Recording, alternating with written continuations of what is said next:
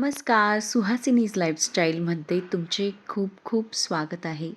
बऱ्याच दिवसांपासून व्हिडिओ आला नाही. तुम्ही सगळ्यांनी वाट बघितली असेल ही मला माहिती आहे. पण मी माझ्या पायामुळे नव्हती टाकू शकत. तर आता मी नक्कीच कंटिन्यू टाकण्याचा प्रयत्न करणार आहे. मला ना मी कामं भरपूर करत होती, पण शूटिंग करताना ना अर्धा तास जर एखाद्या कामाला लागत असेल तर त्यासाठी 1 ते दीड तास त्या कामाला लागतो. म्हणून मग जास्त वेळ उभं राहावं लागू नये म्हणून मग मी शूटिंग करणं टाळत होती. मी ह्या एका आठवड्यामध्ये बऱ्यापैकी घराची स्वच्छता केलेली, पण आता ती मी तुमच्यासोबत टप्प्याटप्प्याने शेअर करणार आहे. किराणा आणलेला होता मी आदल्या दिवशी रात्रीच, तर तो मला ना बरण्यांमध्ये भरून घ्यायचा होता. बरण्या मी रात्रीच घासून ठेवलेल्या होत्या, ज्या खाली झालेल्या होत्या ना, तर मग त्यामुळे सकाळी मला किराणा भरायला सोपं गेलं.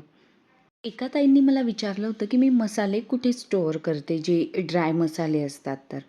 तर मी ह्या बरण्यांमध्ये अशा प्रकारे स्टोअर केलेले आहे. तुमच्याकडे काचेच्या असू द्या किंवा प्लास्टिकच्या त्या बरण्यांमध्ये तुम्ही स्टोअर करू शकतात. फक्त ओला हात मी तिथे लावत नाही, की जेणेकरून त्यांना बुरशी वगैरे लागणार नाही आणि मसाले खराब होणार नाही.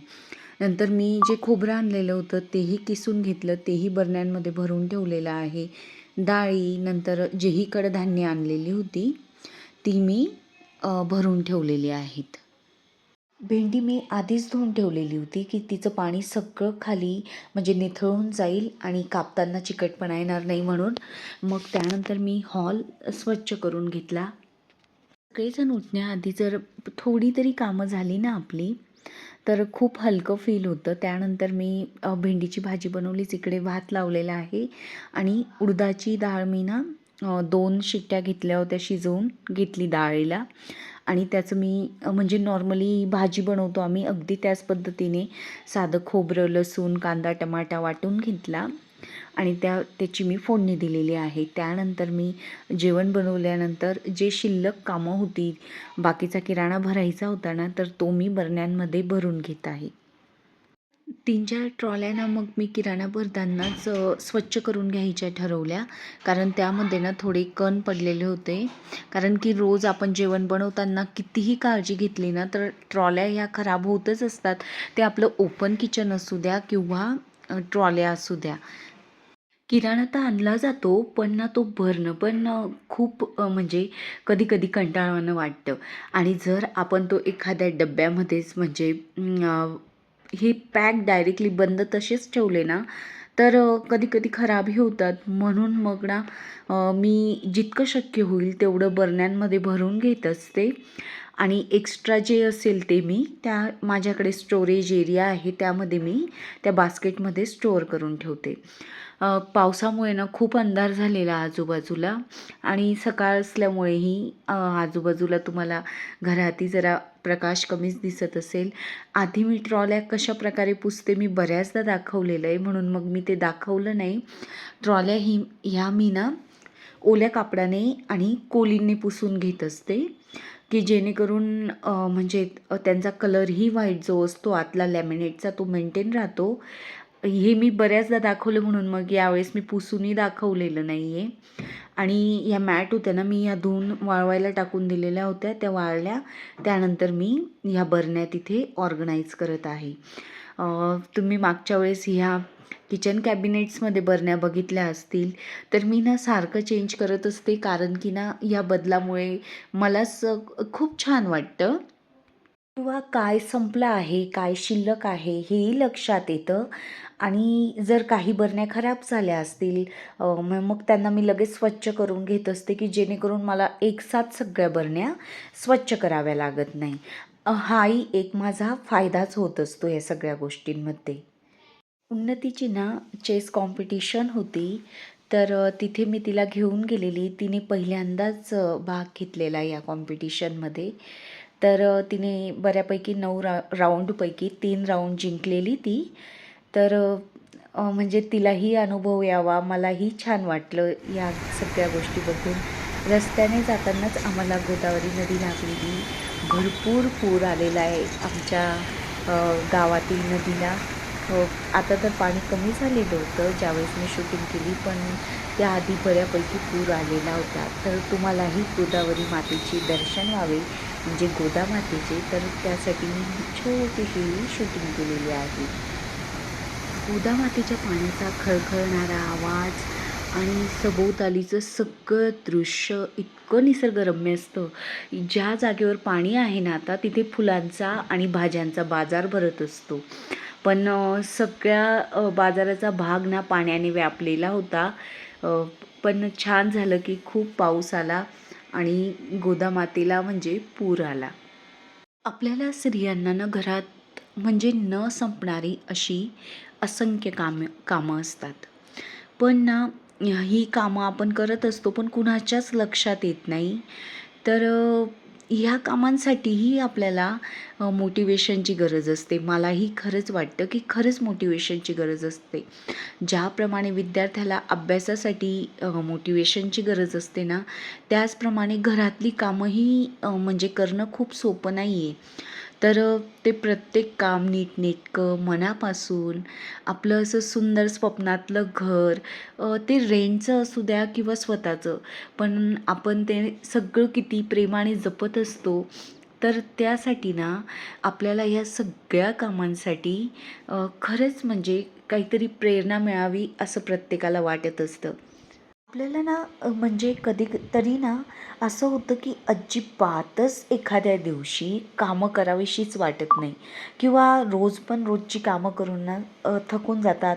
ज्यांना लहान मुलं असतात ना, अगदी छोटी बेबी, त्या स्त्रियांना तर खरंच खूप काम असतं. कारण की त्यांचं बाळाचं करणं, नंतर म्हणजे जॉईंट फॅमिली असेल तर त्यांचीही कामं करणं आणि सगळ्यांना प्रत्येक वस्तू जागच्या जागी देणं, ह्यामध्ये ना आपण ना स्वतःला विसरून जात असतो. बऱ्याच दिवसापासून ना कुकरची वॉल गेलेले होते आणि एका कुकरचं हँडलही खराब झालेलं.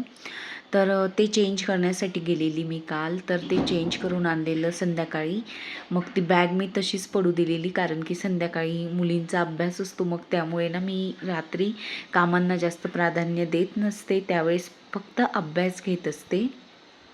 हे शूटिंग ना 2 दिवसाचं मिळून आहे. आदल्या दिवसाचं आणि नेक्स्ट डेचं. तर त्यामुळे तुम्हाला 2 वेळेस मी सोफा क्लीन करताना दिसेल. तर आज ना परत आमच्याकडे पाहुणे येणार आहेत. तर त्यासाठी परत मी म्हणजे घराचे जे कोपरे थोडेफार म्हणजे स्वच्छ नाही आहेत ते करण्याचा प्रयत्न करत आहे.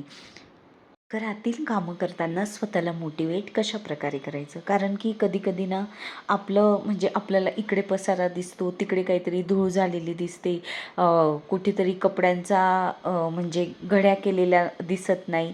तर अशा वेळेस ना भले जे काम आवडत नाही ना त्याच्यापासून सुरुवात करायची, की जेणेकरून ते शेवटी राहिलं तर आपण कंटाळा करू. मग आधीच ते करून घ्यायचं आणि सुरुवातीला ना अगदी छोट्या-छोट्या कामापासून सुरुवात करायची. मग आणि ज्याला जर आवड असली ना, तर त्याला त्या कामासाठी ना नक्कीच सवड मिळते. म्हणजे मला तरी असं वाटतं. कारण म्हणजे आपल्याला जर जी आवड असली ना, आपण त्याच्यासाठी हमखास वेळ काढू शकतो आणि आपल्याला गाणी आवडत असतील तर गाणी ऐकायची. नाहीतर मी तर बऱ्याचदा ना फोनवर आईशी, बहिणीशी बोलतानाही कंटिन्यू म्हणजे बेड आवरत असते, कपड्यांच्या घड्या करत असते, कधी-कधी घर झाडत असते. मग मी ना त्यावेळेस कामं थांबवत नाही, की काय होतं फोनवर बोलतानाही आपला भरपूर वेळ जातो आणि जर बसून बोललं ना तर कामं जशीच्या तशी राहतात आणि नंतर ना आपल्याला खूप कंटाळा येतो, थकवा येतो. म्हणून फोनवर बोलतानाही आपण फोन बाजूला ठेवायचा आणि मस्त आपली कामं सुरू म्हणजे ठेवायची. आपल्याला असं वाटतं दुसऱ्यांचं घर बघून, की यांचं कसं स्वच्छ असतं, की यांच्या घरात पसारा होत नाही का? तुम्हाला व्हिडिओमध्ये ज्यावेळेस मी दाखवते तर त्यावेळेस असं वाटू शकतं. पण ना होतो, प्रत्येकाच्या घरात पसारा होत असतो. पण प्रत्येक वस्तूला जागा दिली आणि त्या वस्तू जागेवर ठेवल्या तर नक्कीच आपलं घर स्वच्छ राहायला मदत होते. मी ड्रायक्लीन ना करण्यासाठी म्हणजे कर्टन्स काढून ठेवलेले आहेत. नंतर काही कपडे होते प्रेसला द्यायचे, ते या दोघं बॅग्समध्ये मी भरून ठेवलेलं आहे आणि आता म्हणजे थोड्या वेळानंतर जाऊन मी हे ड्रायक्लीनला देऊन नुसतंच आपण कामच करत बसायचं का? नाही. आपण ना खरं तर मी ह्या वर्षभरात म्हणजे शिकली आहे, नुसतंच घरातील कामं नाही करायचं, तर स्वतःचं ना आपल्याला म्हणजे डेव्हलपमेंट पण करायची आहे. कारण ना काही जणांचं एज्युकेशन कंप्लीट नसेल झालं ना, तर त्यांनी जर तुम्हाला शक्य होत असेल तर नक्कीच तुमची बॅचलर डिग्री म्हणा, मास्टर डिग्री म्हणा करण्याचा प्रयत्न करा. कारण की आता ना खूप सुविधा उपलब्ध झालेल्या आहेत पूर्वीपेक्षा. आणि मुलांकडेही तेवढंच आपण लक्ष द्यायला पाहिजे. मुलांना फक्त अभ्यासातच नाही, अदर ॲक्टिव्हिटीजमध्ये पण त्यांची प्रोग्रेस होईल यासाठी आपण ना प्रयत्न केला पाहिजे. मी ना आधी खरंच म्हणजे थोडा कंटाळा करायची, पण माझी ना मैत्रीण आहे, ते दोघंजण जॉब करतात, दोघंजण ऑफिसर्स आहेत, म्हणजे अजिबात वेळ नसतो. तरीही मुलांना भरपूर म्हणजे क्लासेस लावले तरच त्यांची डेव्हलपमेंट होते. मी असं नाही म्हणणार, पण आता काही ठिकाणी ना नाही जमत पॅरेंट्सला, तर बाहेर जर शिकून मिळत असेल ना तर ते क्लासेस लावायला काहीच हरकत नाही. कारण की आता ना खूप जग बदललेलं आहे, तर त्या स्पर्धेमध्ये आपलीही मुलं कुठेतरी म्हणजे खूप जास्त अपेक्षा न करता थोडी तरी टिकायला हवीत. म्हणून मग अभ्यासाव्यतिरिक्तही त्यांना इतर गोष्टींचं नॉलेज असायला हवं. म्हणून ना मीही आता प्रयत्नशील असते, म्हणजे इतर स्पर्धांमध्ये भाग घ्यायला सांगते. नंतर म्हणजे ट्युशन व्यतिरिक्त ना मी दुसरेही क्लासेसला आता प्राधान्य द्यायला लागलेले आहे. तुम्हाला जर मुलांसाठी ना चेस क्लास लावायचा असेल नाशिककर, तर गोविंदनगरला ना प्रकाश पेट्रोल पंपाच्या अगदी जवळ ॲव्हेन्यू म्हणून बिल्डिंग आहे, अगदी हायवे टचच आहे. तर तिथे ना चांगले टीचर आहेत चेससाठी. तर चेसने ना मुलांची बौद्धिक क्षमता वाढते. मागील एका व्हिडिओमध्ये ना एका ताईंना ह्या आरोचं पाणी कुठून खाली येतं ते माहितीच नव्हतं. त्यांना नळच दिसला नाही वाटतं. तर त्यांना वाटलं सिंकमध्ये जी नळी आहे ना तिथून पिण्याचं पाणी येतं आणि ती नळी मी सिंकमध्ये टाकलेली आहे आणि त्याच्यातच भांडे घासते, असं त्यांचा गैरसमज झाला. तर मी म्हणूनच हे पाणी कुठून पडतं एक्झॅक्ट ते दाखवलेलं आहे. कारण म्हणजे नळ दिसत नसल्यामुळे त्यांचा गैरसमज झालेला. किचन स्वच्छ करून झाला, भांडी घासून झालेली आहेत. तर त्यानंतर ना मी बाकीची जी कामं म्हणजे घरात जी कामं करत असते ना त्यावेळेस ना मी कापूर लावत असते आणि त्या वासाने मला खूप छान वाटतं. म्हणजे प्रसन्न वाटतं आणि काम करण्यासाठी ना प्रेरणा मिळत असते. घरातील कामांचा जर लोड घेतला ना तर खरंच खूप प्रेशर येतो. ही कामं करायची, किती कामं करायची, कुठून सुरुवात करायची. मग ना यासाठी अजिबात प्रेशर न करता जो कोपरा आपल्याला आवडतो ना आपल्या घराचा, तर त्या कोपऱ्यापासून सुरुवात करायची. तर ही बरणी होती ना तर लोणच्याची आहे, पण त्यात लोणचं जर भरलं ना त्याला बुरशी लागते. म्हणून मग मी ना त्यामध्ये प्लॅन्ट्स ठेवलेला आहे. खूप छान दिसतं ते. तर म्हणजे बरणी पण वाया जाणार नाही आणि हे इंडोर प्लॅन्टही काहीतरी वेगळं दिसत आहे त्या बरणीमध्ये. म्हणून सतत आनंदी राहून थोडं थोडं का होईना स्वतःला मोटिवेट करून घरातील कामं करत राहायची आणि स्वतःची प्रगती, स्वतःची काळजी घ्यायची आणि मुलांचीही.